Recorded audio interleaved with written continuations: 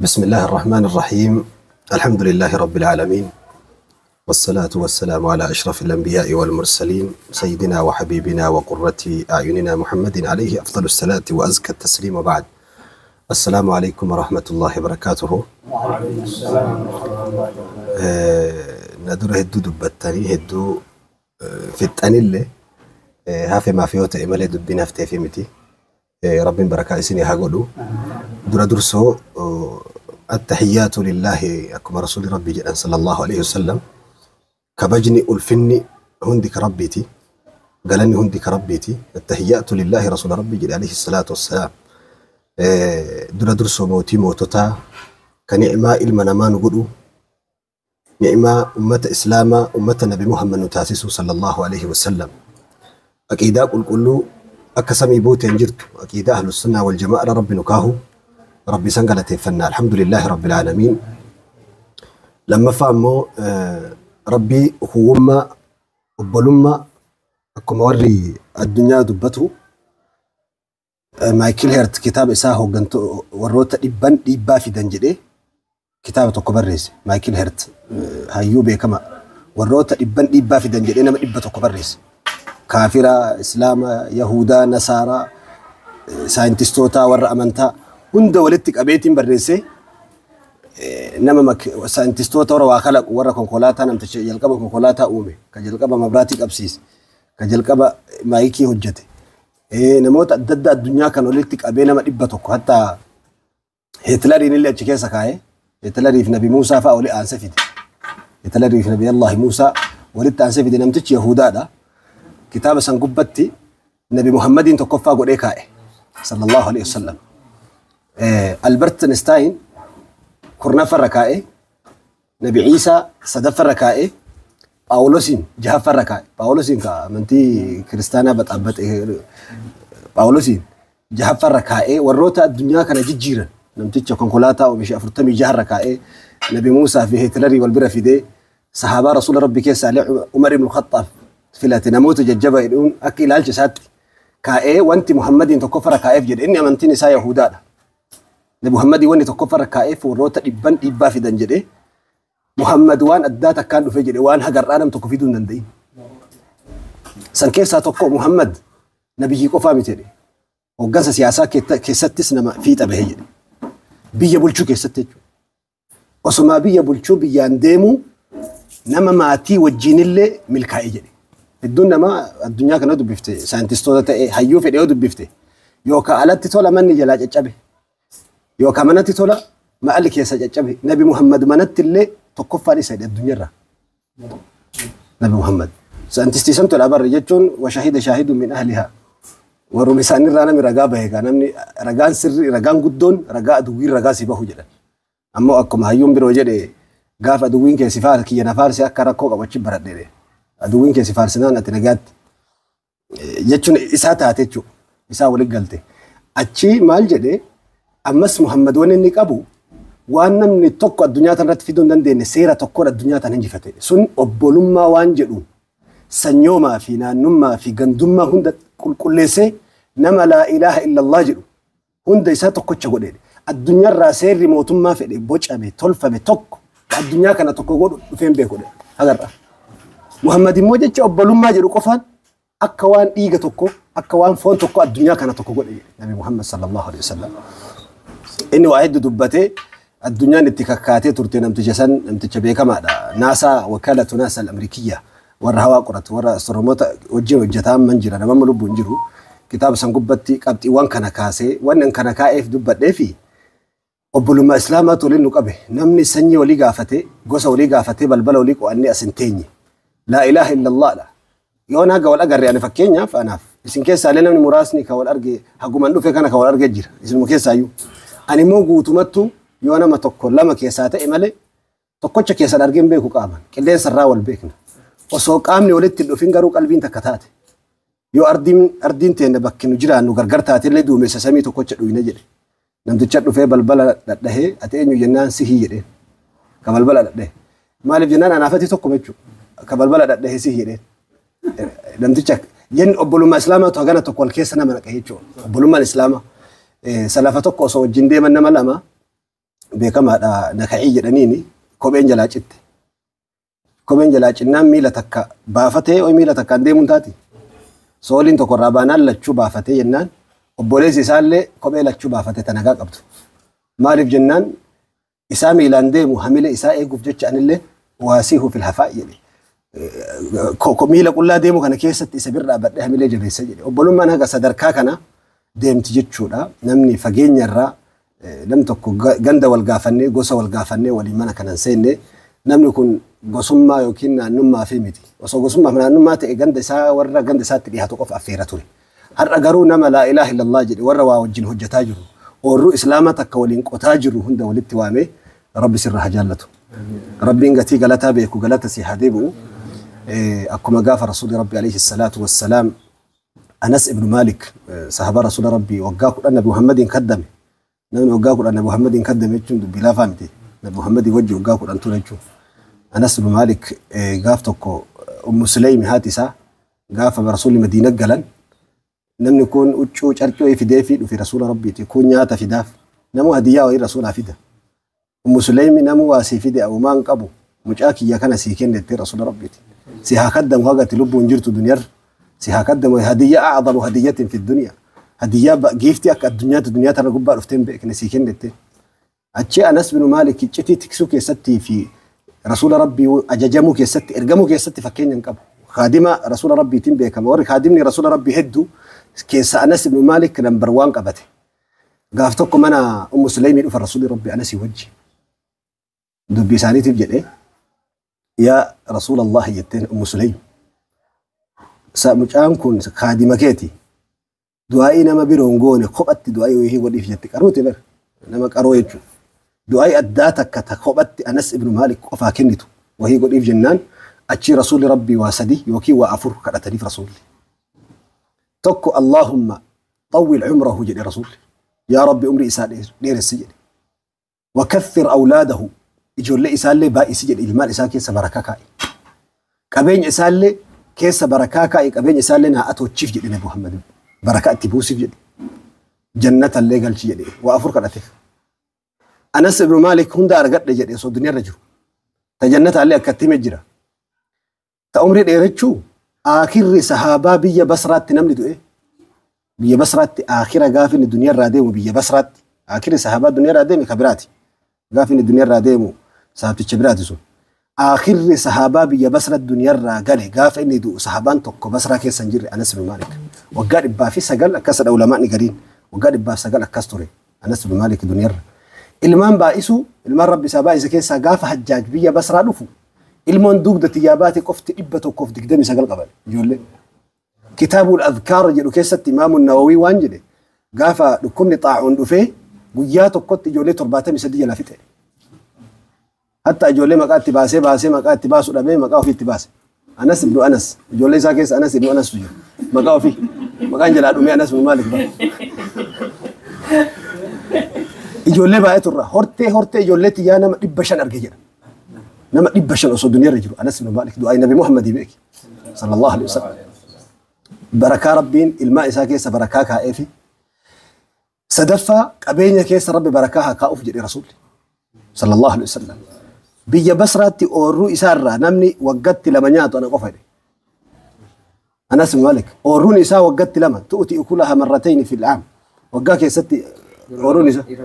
irraa ciratee irraa nyaata waggatti yeroo 2 Anas ibn Malik gaaf tokko roobni didee midhaan hojjettoonni facaasanii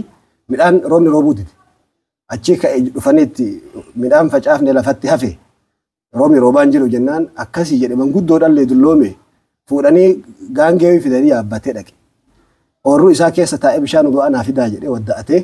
rabbiin jala harka qabate osuma inni achi akkasumatti taa'u duumessi dhufe sabii gubbaa roobni wayituma san gadi naqe achi baala ofii jalaa dhokatanii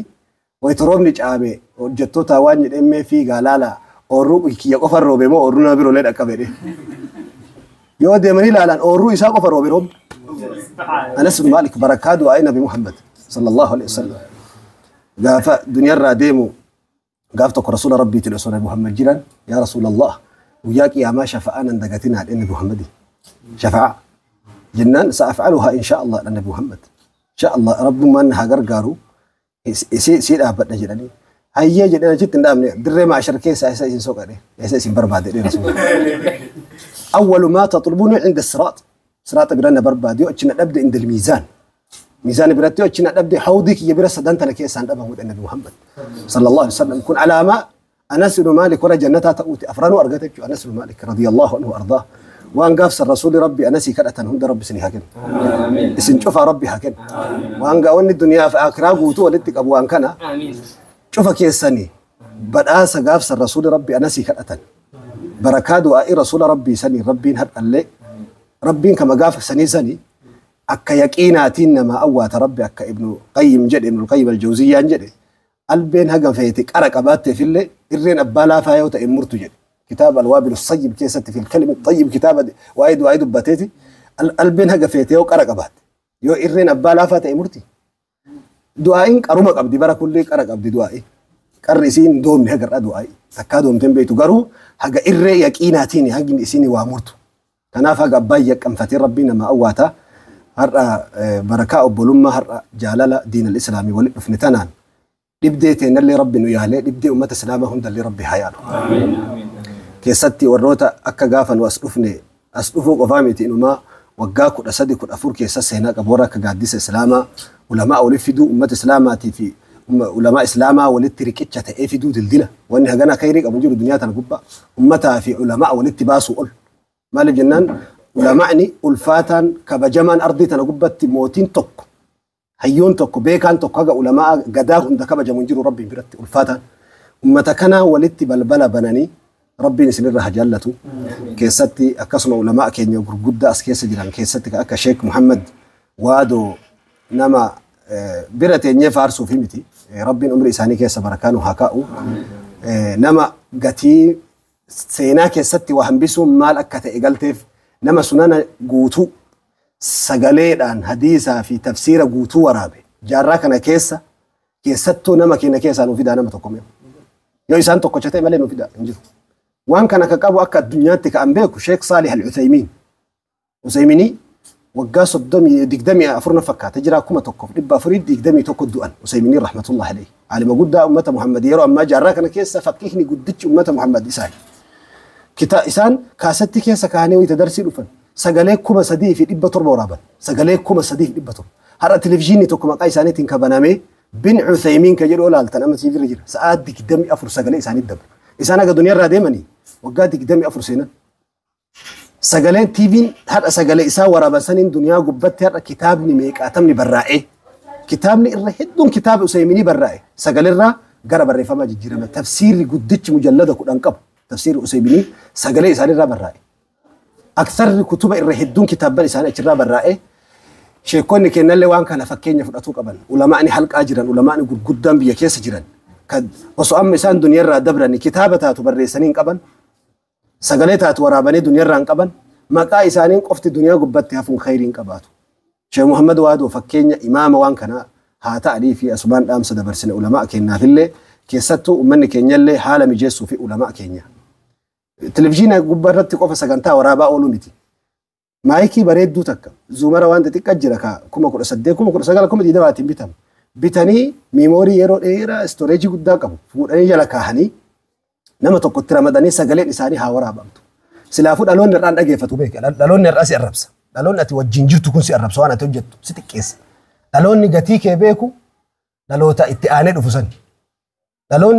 يو صحابة مراسة إمالنا محمد ينوم كيبل الدنيا قداسني محمد ينو توماتو نين توماني باربل تربي توماني الكان راج أبسنين محمد ميلا شافك أني قال الرالفان أني قال ديرين نساء متري لما فلك كرنا محمد اللي فان أنقافتو متري لما فلك كرنا كبرنا محمد دالوني قدا كيتي كتابة بريسة نبيسو إنما دوغونغورس كيسافوناني الدنيا راسي سلبي سامالي وانا توجدت بكسين كنو دالوني أما تيرجلتو دالوني قتي كيبيكو رب واني وان لا يكلف الله نفسا إلا وسعها ربين وان تكوان أتدندت مالي سران كاو أسدت علماء نما علماء قريب مال جدا فكرة يو إلالج وهيهن دلقاسا مو كيسا يو وان أتدندت مالي رب سياتي سجدا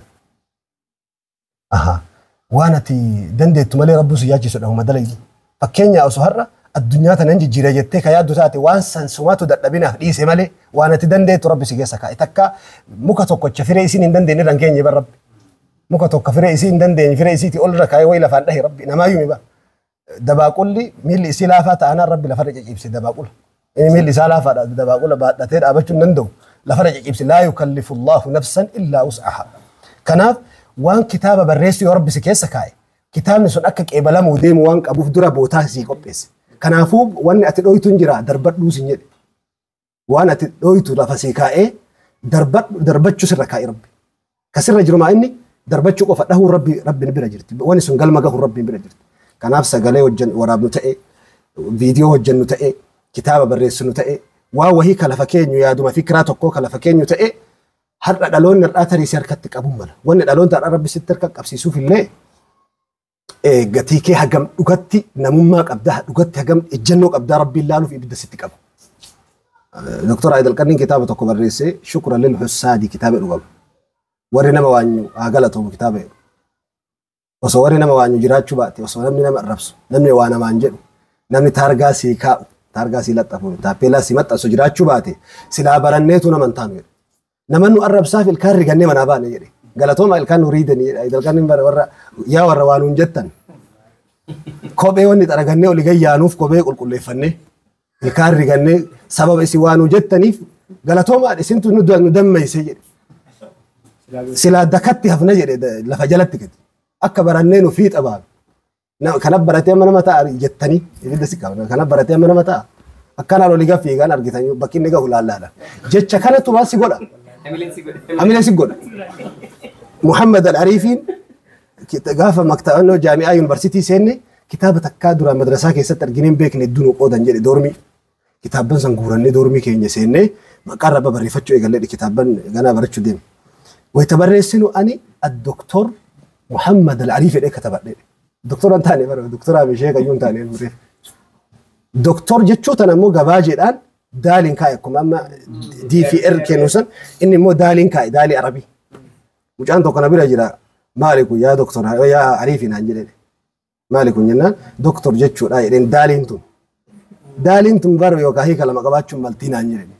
Takka yookaan dajaaja yookiin doktor.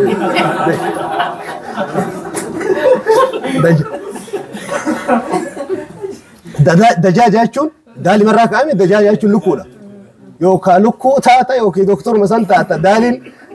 doktoroo qafan kennitu jedhee. Jechi isaa kun ibidda naqqabe. Sata'lamu yaa haadha hina inkashifa al-gubaaru. Gaafa awwaarri isaa qabu. Ka achi jala jiru farda moo nama ta'uu harreedha moo farda addaan beeytanii wayita awwaarri isaa qabu. Arguuf jirte dheen jedhe. Yoo hirribni xiqqoo na qabu jecha mucaan sun jedhe dajaajaa ta'a moo doktora ta'aa san ibidda naqqabe. Waggaa 12 guutuu narra fifne jechuudha. Hagalatoom ibidda itti buuse bara ibidda itti qabe akka inni irra. Warra beenzila jireenyaa sitti naqu akka ati fiidu. Warri waasin jedhu kana rabbi beekaa kaaya jara kana beekaa kaaya.